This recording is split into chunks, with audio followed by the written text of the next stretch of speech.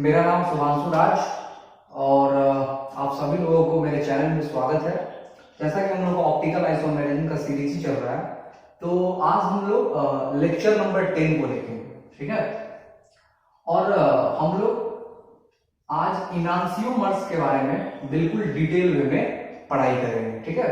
इनांसियोमर्स के बारे में बिल्कुल डिटेल में जानेंगे कि ये इनांसियोमर्स टर्म होता क्या है, क्योंकि ये एक ऑप्टिकल आइसोमेरिज्म का बहुत ही इंपॉर्टेंट टर्म है, ठीक है। अब एक्चुअली में क्या है कि नेक्स्ट जितने भी सीरीज आने वाले हैं उसमें बहुत ही दैट मींस कि ऑप्टिकल आइसोमेरिज्म के कुछ नए नए टर्म आएंगे। जैसे कि अभी इनांसियोमर्स पढ़ रहे हैं, फिर डायस्ट्रियोमर्स आएंगे, फिर मेसोमर आएंगे, फिर मेटामर आएंगे, ठीक है। तो एक एक चीज, एक एक टॉपिक को हम लोग कवर करेंगे, ठीक है। तो आज हम लोग इनांसियोमर्स के बारे में डिटेल में पढ़ाई करने वाले हैं। तो सबसे पहले जानते हैं कि ये इनांसियोमर्स होता क्या है। तो मैंने यहाँ पे डेफिनेशन लिखा है, optical isomers which are non superimposable mirror image of each other. कि वैसा ऑप्टिकल आइसोमर जो non superimposable mirror image हो एक दूसरे का। दैट मीन्स कि आप भली भांति non superimposable mirror image से परिचित होंगे, क्योंकि मैंने लास्ट लेक्चर में non superimposable mirror image, super imposable mirror image के बारे में डिटेल में पढ़ा चुका हूं, ठीक है। मतलब कि मिरर इमेज का भी दो टाइप होता है, एक सुपर इम्पोजेबल मिरर इमेज और एक non superimposable mirror image.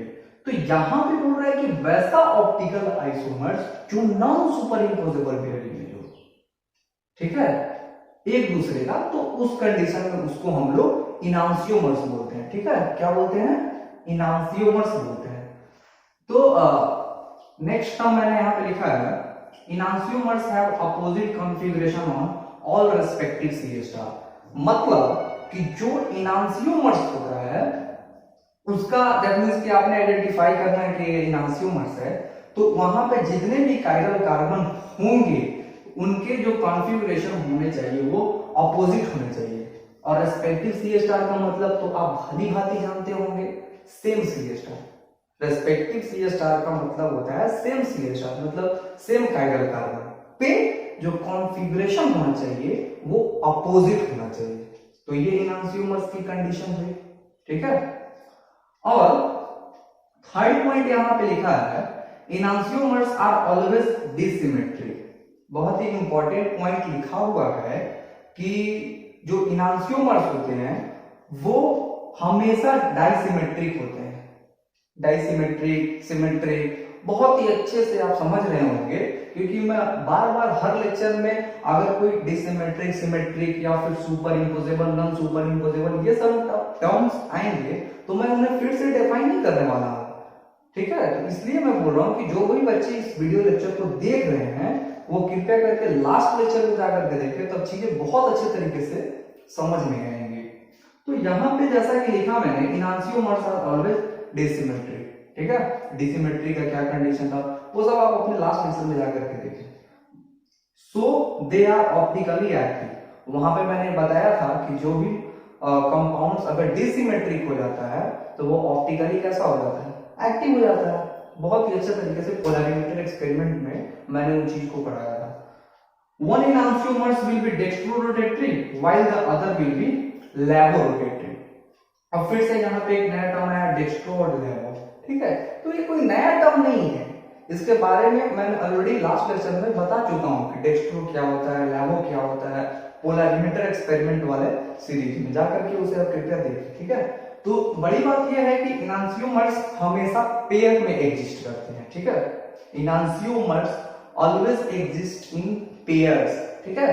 तो एक डेक्स्ट्रोरोटेटरी होगा तो स्वाभाविक है कि जो दूसरा वाला मॉलिक्यूल्स होगा वो लैबोरोटेटरी होगा, ठीक है। तो यहां पे मैंने लिखा कि जो एक इनांसियोमर्स होता है या तो डेक्स्ट्रोरोटेटरी होगा, तो अगर डेक्स्ट्रो हो गया तो खुद ब खुद वो लैबोरोटेटरी हो जाएगा, ठीक है। और मैंने यहाँ पे एक चीज लिखा है, जैसे कि अब बड़ी बात यह है, एक नया सवाल खड़ा यहाँ पे ये होता है कि आखिर हम लोग कैसे पहचानेंगे कि कौन डेक्स्ट्रो है और कौन लैबो है, ठीक है। वही चीज को मैंने लिखा है। Now an important question stands that which enantiomers is dextrorotatory and which is laevorotatory. मैंने तो ये बातें आपको बता दी कि एक डेक्स्ट्रो होगा तो एक लैबो होगा, लेकिन मुझे अब ये पता करना है कि कौन डेक्स्ट्रो होगा और कौन लैबोरोटेटरी होगा। तो मैंने यहाँ पे एक बहुत ही इंपॉर्टेंट स्टेटमेंट लिखा है, this can not be decided by looking to the configuration और बाई आरएस कॉन्फ़िगरेशन। मतलब कि आप इसे ये उसके कॉन्फ़िगरेशन को देख करके या फिर उसके स्ट्रक्चर को देख करके या फिर उसके आरएस कॉन्फ़िगरेशन को निकाल करके इस चीज का पता नहीं लगा सकते हैं। ठीक है, आप थ्योरेटिकल इस चीज को नहीं निकाल सकते हैं कि कौन डेक्स्ट्रो होगा और कौन लैबो होगा। मैंने साफ साफ लिखा है, दिस कैन नॉट, नहीं किया जा सकता है किसी कॉन्फ़िगरेशन को देख करके या फिर आरएस कॉन्फ़िगरेशन को निकाल करके।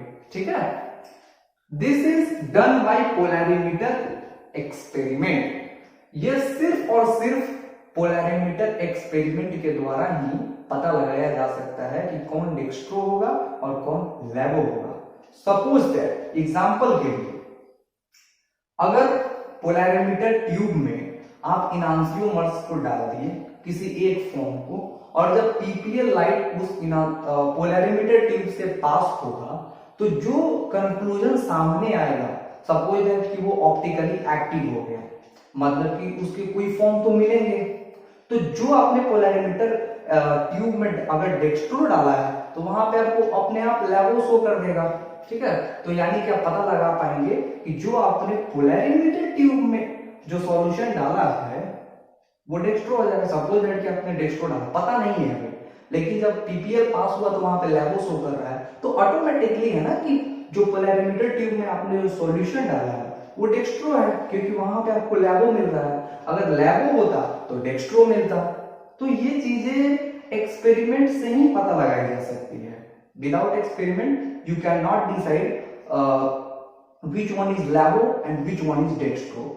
So you have to done experiment and the experiment name is polarimeter experiment.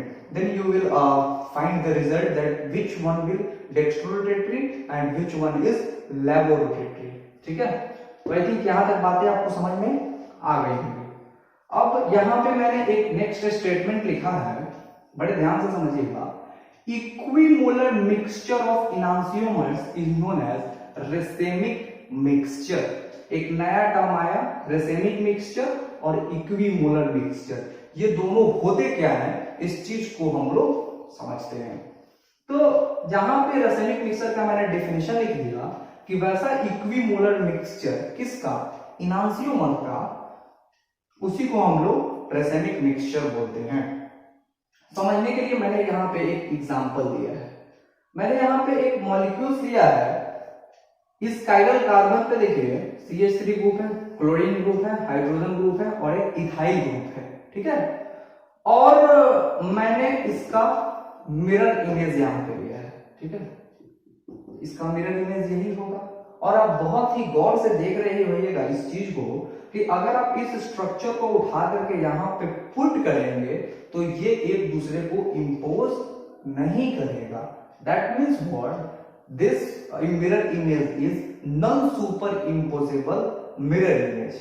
मतलब अगर ये इंपोज नहीं किया तो इसका मतलब क्या होगा, ये एक non superimposable mirror image है। और जब non superimposable mirror image हो गया तो मेरा इनांसियोमर्स का डेफिनेशन भी फुलफिल हो गया, क्योंकि इनांसियोमर्स यही कहता है ना कि वैसा ऑप्टिकल आइसोमर्स जिसके मतलब जो non superimposable mirror image होना चाहिए। तो ये ऑप्टिकल आइसोमर्स हुए, और कैसे ऑप्टिकल आइसोमर्स हुए, non superimposable mirror image हुए। ठीक है, तो पहला बात की ये इनांसियोमर्स की कंडीशन फुलफिल हो गई। और मैंने एक बात बताया था, enantiomers will always exist in pair. इस चीज को मैंने लिखा नहीं है, बट आप इसको अपने नोटबुक में लिख लीजिएगा कि जो इनांसियोमर्स होता है वो हमेशा पेयर्स में एग्जिस्ट करता है। जैसा कि आप देख रहे हैं यहाँ पे एक पेयर बना हुआ है, ये दोनों मिल करके, और ये एक इनांसियोमर्स हो गया। इस चीज को मैंने अभी अभी प्रूफ किया। ठीक है, तो बड़ी बात यह है कि मुझे रेसिमिक मिक्सचर टर्म को समझना है, इक्विमोलर मिक्सचर टर्म को समझना है। आइए सबसे पहले इक्विमोलर क्या होता है उसके बारे में समझते हैं। तो सपोज दैट कि इस कंपाउंड का जो मिक्सचर होगा 50% मैंने कंपोजिशन लिया, ठीक है, और इस कंपाउंड का 50% कंपोजिशन लिया, इसलिए क्योंकि इस काइरल कार्बन से जो चारों ग्रुप्स लिंक्ड हैं वो वही ग्रुप है जो इस काइरल कार्बन से चारों ग्रुप लिंक हैं। इसलिए मैंने सपोज दैट कि इस स्ट्रक्चर के लिए जो कंपोजिशन होगा वो 50% होगा और इसके लिए भी 50% होगा, ठीक है। तो जब 50% हो गया दैट मीन्स कि इसको हम लोग सिंप्लीफाइड में मैंने लिख दिया है 1:1 मिक्सचर, 1:1 मिक्सचर। तो यही 1:1 मिक्सचर आपका क्या कहा गया, रेसिमिक मिक्सचर, ठीक है। और किसका, इनांसियोमर्स का इक्विमोलर मिक्सचर को ही हम लोग रेसिमिक मिक्सचर बोलते हैं। साफ साफ मैंने यहां पे लिखा है इक्विमोलर मिक्सचर ऑफ इनांसियोमर। तो इक्विमोलर टर्म इसलिए आया है, इक्वी मींस इक्वल, क्योंकि यहां पे दोनों सेम मोल के हैं, मतलब 50% मोल इसका है तो 50% मोल उसका भी है, इसीलिए मैंने यहाँ पे इक्विमोलर मिक्सचर लिखा है, ठीक है। अब भली बात ही समझ रहे होंगे इन चीजों को, इक्विमोलर मिक्सचर टर्म को, कि ये क्या होता है, क्योंकि सेम मोल का कंपोजिशन है। जैसा कि मैंने बताया कि ये ग्रुप ये ग्रुप ये ग्रुप ये ग्रुप वही ग्रुप है जो इस काइरल कार्बन के लिए है, ठीक है।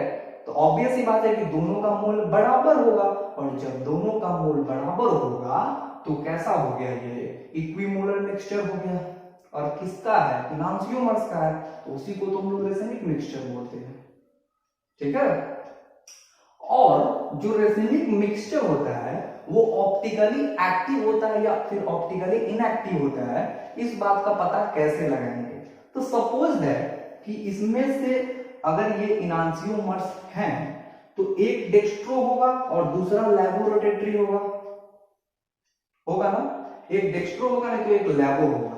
तो सपोज दैट कि आप अगर x डिग्री से इसको अगर क्लॉकवाइज डायरेक्शन में रोटेट कर रहे हैं इस कंपाउंड को, तो ये वाला भी एंटी क्लॉकवाइज डायरेक्शन में x डिग्री से ही रोटेट करेगा, ठीक है।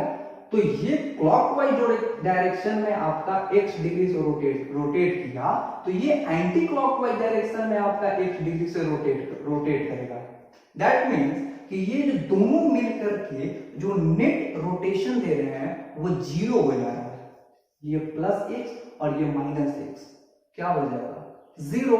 दैट मीन्स व्हाट, कि जो मेरा यहां पे रोटेशन के माध्यम से मैंने देखा तो 0 हो गया, मतलब कि कुछ काम हुआ ही नहीं, और जब कुछ काम नहीं हुआ तो वो ऑप्टिकली इनएक्टिव हो जाता है। दैट मीन्स आपका जो रेसिमिक मिक्सचर है वो ऑप्टिकली इनएक्टिव हो जाता है, ठीक है। और क्यों, due to external compression, due to external compensation.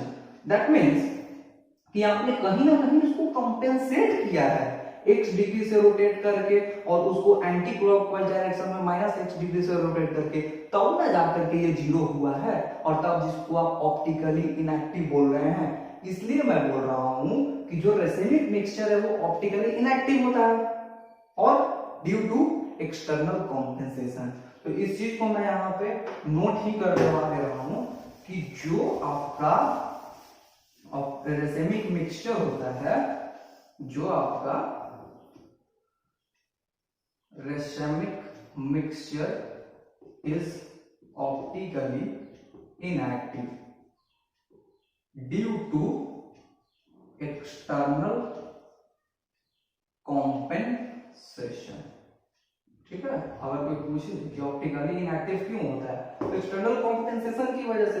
और ये जो टर्म है एक्सटर्नल कॉम्पेंसेशन क्या होता है, अगर कोई पूछे तो आप उसको नेट रोटेशन करके दिखा दीजिए कि अगर ये वाला डेक्स्ट्रो है सपोज है, तो ये वाला स्वाभाविक है कि ये लैबोरोटेटरी हो जाएगा, और ये जब डेक्स्ट्रो हो गया और ये लैबो हो गया तो डेक्स्ट्रो का रोटेशन क्या था, क्लॉकवाइज। तो अगर क्लॉकवाइज में ये x डिग्री से रोटेट कर रहा है तो स्वाभाविक है कि ये लैबो है तो ये एंटी क्लॉकवाइज में रोटेट करेगा, तो वो भी -x डिग्री से रोटेट करेगा। ठीक है, तो ये दोनों मिलकर के जीरो हो गया, जीरो हो गया तो ऑप्टिकली इनएक्टिव हो गया। तो आई थिंक यहां तक बातें आपको इनांसियोमर्स की समझ में आई होगी। ठीक है, तो आइए अब इनांसियोमर्स की कुछ और प्रॉपर्टीज हैं उसको हम लोग देखते हैं और समझते हैं। अभी तक जितने भी इनांसियोमर्स की बातें हुई हैं वो आई थिंक क्लियर हो गई होगी। ठीक है, और भी कुछ बातें हैं जो मैं आपको बता दे रहा हूं। तो यहाँ पे मैंने 2 पॉइंट लिया, बहुत ही इंपॉर्टेंट है, ये भी इनांसियोमर्स के प्रॉपर्टीज हैं।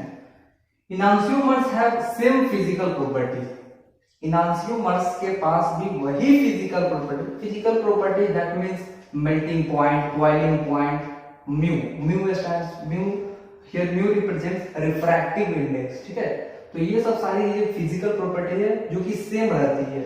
जो ज्योमेट्रिकल आइसोमेरिज्म में हम लोगों ने देखा था वही का वही ऑप्टिकल आइसोमेरिज्म के इनांसियोमर में भी सेम फिजिकल प्रॉपर्टी होता है, except that they have equal and opposite configuration, सिर्फ और सिर्फ इक्वल और ऑपोजिट कॉन्फ़िगरेशन को छोड़ करके। ठीक है, इन चीजों को हम लोग एग्जांपल के थ्रू क्लियरफाई करेंगे। मैंने कुछ एग्जांपल्स लिए हैं, ठीक है, जिससे सारी चीज क्लियर हो जाएंगे। फिर मैंने सेकंड स्टेटमेंट लिखा है enantiomers have same chemical properties, इनांसियोमर्स का जो केमिकल प्रॉपर्टी है वो भी बिल्कुल सेम तरीके से बिहेव करेगा, except that they have differ in rate. बहुत ही इंपॉर्टेंट पॉइंट लिखा है, सिर्फ और सिर्फ रेट में डिफर होगा, और रेट में भी डिफर कब होगा, if the reagent is itself chiral, जब रिएजेंट जो होगा वो खुद कायरल होगा। और यहां पे एक नया टर्म आया है रिएजेंट। रिएजेंट क्या होता है वो हम लोग इस एग्जांपल में भली भांति देखेंगे। दैट मींस कि अगर रिएक्शन होने के लिए, कराने के लिए कम से कम 2 कंपाउंड्स होना चाहिए। ठीक है, तो जब एक कंपाउंड मेरे पास है और दूसरा कंपाउंड जो हम जिससे रिएक्ट करवा रहे हैं वही आपका रिएजेंट हो गया। ठीक है, आई थिंक रिएजेंट आपको समझ में आया होगा, नहीं तो इस एग्जांपल में हम लोग समझने की कोशिश करेंगे। ठीक है, तो आइए एग्जांपल्स के थ्रू हम लोग इन दोनों को क्लियर करते हैं। तो जैसा कि आप देख रहे होंगे ये एक कायरल कार्बन है जिससे एक अल्डिहाइड ग्रुप लगा हुआ है।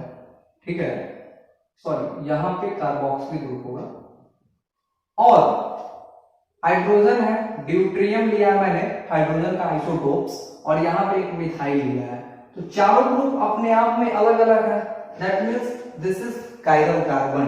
ठीक है, और जिसके साथ इसका रिएक्शन होने वाला है वो खुद कैसा एजेंट है, ए कायरल रिएजेंट, वो खुद एक एकाइरल रिएजेंट है। दैट मींस कि एक जो रिएक्शन होने वाला है यहां पे कायरल का एकाइरल के साथ होने वाला है। ठीक है, और अब भली भांति आप देख रहे होइएगा कि यहां पर जो ग्रुप्स लगे हुए हैं वो कार्बोक्सिलिक ग्रुप है। ठीक है, और यहां पे जो ग्रुप्स लगे हुए हैं वो हाइड्रोक्सी ग्रुप है। और आपने अपने previous class that means class 10 में भी इस बात को बहुत ही अच्छे तरीके से पढ़े होइएगा कि जो कार्बोक्सिलिक एसिड और हाइड्रोक्सी ग्रुप मिल करके एस्टर का फॉर्मेशन करते हैं। अगर नहीं जानते हैं तो आज से इस बात को आप जान लीजिए कि कार्बोक्सिलिक ग्रुप और हाइड्रोक्सी ग्रुप मिल करके एस्टर का फॉर्मेशन करते हैं। जब ये दोनों मिलते हैं तो उसमें से पानी निकालते हैं, दैट मींस H2O को निकाल लेते हैं, और वो जो बच जाता है वही आपका एस्टर हो जाता है। तो देखिए ना यहाँ पे मैंने कायरल कार्बन लिया है यहाँ पे, और एक कायरल क्यों कह रहे हैं आप समझ रहे होइएगा, क्योंकि यहाँ पे कोई कायरल कार्बन नहीं है, और जब कोई कायरल कार्बन नहीं है तो वो एक कायरल हो गया। ठीक है, तो यहां का हाइड्रोजन और यहां OH है और यहां हाइड्रोजन है, तो ऐसे आप इसमें से H2O को जब निकाल लेंगे तो आपके पास यही बचेगा ना, CH3HD C double bond O OC2H5। ठीक है, और मैंने रिएक्शन करवाने के लिए यहां पे कॉन्सेंट्रेटेड H2SO4 लिया है। H2SO4 मीन्स सल्फ्यूरिक एसिड, और कैसा लिया है? कॉन्सेंट्रेटेड, गाढ़ा सल्फ्यूरिक एसिड लिया है मैंने, ठीक है। तो यहां पे मैंने काइरल कार्बन का रिएक्शन एक काइरल के साथ कराया तो मुझे ये प्रोडक्ट मिला। और दूसरी बात ये कि सपोज दैट कि आप किसी मकान पे एक पत्थर को फेंक रहे हैं, ठीक है, किसी पार्टिकुलर जगह पे, तो आपने जिस पत्थर को मकान पर फेंका, जिस मकान के जिस हिस्से पर, तो वही जगह ना प्रभावित होगा। अगर फूटना भी होगा तो वही जगह फूटेगा, वही जगह नुकसान होगा कि दूसरा जगह नुकसान होगा। आप खुद इस चीज को सोच करके देख सकते हैं। तो सेम चीज यहां पर हुआ है, जब मेरा रिएक्शन इसके और इसके बीच में है तो यहां के पोजीशन में कोई चेंजेस होगा? नहीं होगा। तो as it is hydrogen, deuterium, methyl अपने उसी पोजीशन पे है जिस पोजीशन में वो यहां पे थे इनिशियल कंडीशन में, ठीक है। बदलाव क्या हुआ है कि यहां पर कार्बोक्सिलिक ग्रुप और अल्कोहल ग्रुप, हाइड्रोक्सी ग्रुप मिल करके एस्टर का फॉर्मेशन हुआ। देखिए C+O2H5, ठीक है, और वाटर यहां से निकल गया है। दैट मीन्स कि यहां पे काइरल कार्बन पे तो कोई प्रभाव नहीं पड़ा, अभी भी उसका कॉन्फ़िगरेशन वही होगा जो यहां पे था, अभी भी उसका कॉन्फ़िगरेशन वही होगा जो यहां पे होगा, ठीक है। अब बात करते हैं एग्जांपल नंबर 2 की, ठीक है। और हाँ, एक और बात कि ये रिएक्शन के लिए मैंने जो रेट लिया है वो सपोज दैट R1 लिया है। हर रिएक्शन का अपना अपना रेट होता है, ठीक है। तो इस रिएक्शन का मैंने रेट ऑफ रिएक्शन R1 लिया। अब बात करते हैं इसके, तो यहाँ पे डिफरेंस क्या है कि यहाँ पे हॉरिजॉन्टल लाइन में हाइड्रोजन था और ड्यूट्रियम था, यहाँ पे हॉरिजॉन्टल लाइन में जस्ट ऑपोजिट हो गया, ये ड्यूट्रियम हो गया तो ये हाइड्रोजन हो गया। दैट मीन्स कि ये वाला जो कंपाउंड है इसका मिरर इमेज ही तो है, ये वाला कंपाउंड है इसका मिरर इमेज तो है ये, है ना। तो ये ड्यूट्रियम हो गया और ये हाइड्रोजन हो गया। और फिर से मैंने जो यहाँ पे रिएजेंट लिया है वो एक आइडल रिएजेंट है, ठीक है, एक आइडल रिएजेंट, ठीक है। तो आप बहुत ही गौर से देख रहे होइएगा कि ये दोनों इनांसियोमेरिक पेयर हुआ, ठीक है, इनांसियोमर होगा। क्यों? क्योंकि ये अगर इसका मिरर इमेज है तो अगर आप इस फिगर को उठा करके इस पे पुट करेंगे तो एक दूसरे को इंपोज नहीं करेगा, और एक दूसरे को जब इंपोज नहीं कर रहा है that means what, it is non superimposable mirror image. और जब non superimposable mirror image हो जाता है तो वो इनांसियो पेयर हो जाता है, इनांसियोमेरिक हो जाता है, इनांसियोमर्स हो जाता है। तो ये दोनों इनांसियोमेरिक पेयर हो गए। और फिर से मैंने एक आयरन रिएजेंट से रिएक्ट करवाया है तो फिर से यहाँ पे एक नया फॉर्मेशन हुआ, प्रोडक्ट मिला। तो यहाँ पे जो कॉन्फ़िगरेशन होगा वही कॉन्फ़िगरेशन यहाँ भी होगा। अगर आप किसी को इस गाल पे थप्पड़ मारिएगा तो उसके हाथ में थोड़े उसका फील होगा, थप्पड़ मारिएगा यहाँ पे तो उसका दर्द यहीं पे ना फील होगा कि उसका दर्द हाथ पे फील होगा। तो वही बात है कि जहां पे रिएजेंट जाकर के रिएक्ट कर रहे हैं तो जो उसका फर्क होगा वहीं पे पड़ेगा, हाइड्रोजन, ड्यूट्रियम और मिथाइल पे नहीं पड़ने वाला है, ठीक है। तो अब बात करते हैं एग्जांपल नंबर 3 की। उससे पहले इस रिएक्शन का अपना एक रेट ऑफ रिएक्शन होगा, क्योंकि यहां तो अलग चीज था ना और ये वाला अलग है, क्योंकि हाइड्रोजन ड्यूट्रियम था, यहाँ ड्यूट्रियम हाइड्रोजन है तो इसका रेट बदल गया। तो उसका R1 था और इसका R2 था, तो ये जो दोनों रेट होंगे वो बराबर होंगे। दैट मीन्स दोनों एग्जांपल से क्या कंक्लूजन निकलता है, R1 is equal to R2। अच्छा, बड़े गौर से समझिएगा इस चीज को। ये कंडीशन कब सेटिस्फाई हुआ, जब मेरा रिएजेंट कैसा था, एक आइडल था, काइरल नहीं था। एक आइडल मींस काइरल नहीं था, ठीक है। तो मेरा रेट ऑफ रिएक्शन क्या हुआ, इक्वल हुआ। अब बात करते हैं एग्जांपल नंबर 3 की। यहां पे मैंने सेम कंपाउंड को लिया जो एग्जांपल नंबर 1 में लिया था, ठीक है, हाइड्रोजन, ड्यूट्रियम, मिथाइल और कार्बोक्सिलिक एसिड या कार्बोक्सिलिक ग्रुप। और देखिए जो मेरा इस बार रिएजेंट जो इस पे टकराने वाला है वो भी काइरल है, OH हाइड्रोजन मिथाइल C2H5, ये वाला जो कार्बन है और ये वाला कार्बन है, दोनों कायरल कार्बन होंगे, ठीक है। तो अब जो मेरा रिएजेंट है वो एक कायरल रिएजेंट है। कैसा है? कायरल है। यहाँ देखिए कार्बोक्सिलिक ग्रुप है और यहाँ पे OH है, तो फिर से एस्टर का फॉर्मेशन कर लेंगे, पानी को निकाल लेंगे। तो देखिए इन चीजों को बार बार नहीं बताना पड़ेगा मुझे, जब पानी यहाँ से निकल जाएगा तो वही चीज बनेगा। देखिए यहाँ पे C डबल बॉन्ड O और फिर इसका O और ये सारा ग्रुप यहाँ पे जुट गया और पानी मैंने यहाँ निकाल दिया। दैट मीन्स कि जो यहाँ पे अभी जो कॉन्फ़िगरेशन है और यहाँ पे कॉन्फ़िगरेशन, उसमें भी कोई फर्क नहीं पड़ा, ठीक है। तो वही बात मैं, और देखिए एग्जांपल नंबर 4 को भी देख ही लेते हैं। यहाँ भी मैंने क्या किया है? कायरल रिएजेंट को लिया है। बस फर्क यही है कि ये जो दोनों है वो एनांसियोमेरिक पेयर है, क्योंकि यहाँ हाइड्रोजन ड्यूट्रियम है और यहाँ पे ड्यूट्रियम और हाइड्रोजन, ठीक है। तो आप बड़ी बातें देख लीजिएगा, यहाँ पे प्रोडक्ट फॉर्म हो रहा होगा। तो इसका रेट R3 है और इसका रेट R4 है। तो वही बात मैंने लिखा है यहाँ पर कि जब इनांसियोमर सेम केमिकल प्रॉपर्टीज होता है लेकिन डिफर कब कर जाता है? उसके रेट में, और उसके रेट में भी डिफर कब करता है?